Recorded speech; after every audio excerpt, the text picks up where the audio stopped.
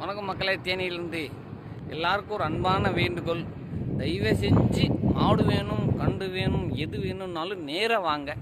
நான் ஒன்றும் இல்லை 4 இடத்துக்கு கூட்டிகிட்டு போய் காட்டுறேன். உங்களுக்கு பிடிச்சதை வாங்கிக்கோங்க.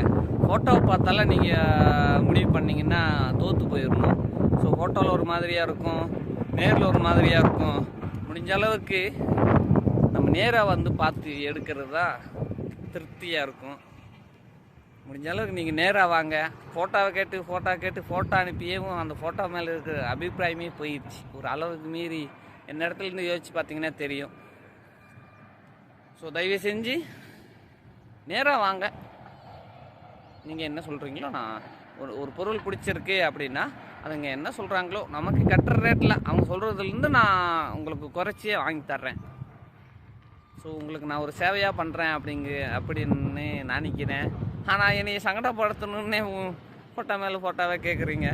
ஃபோட்டோ அனுப்பலாம். ஃபோட்டோவில் பெருசாக தெரியும், நேரில் வந்து சிறுசாக தெரியும். இதில் 2-3 பேர் அந்த மாதிரி ஃபோட்டோவை பார்த்து வந்து, ஆனால் ஃபோட்டோவில் பெருசாக இருந்துச்சு, நேரில் சிறுசாக இருக்குது, ஆனால் எனக்கு வேண்டான்னுட்டு எங்கள் புதுக்கோட்டையிலேருந்து வந்து எவ்வளோ செலவு, வண்டி வாடகையாக எவ்வளோ வந்திருக்கும்.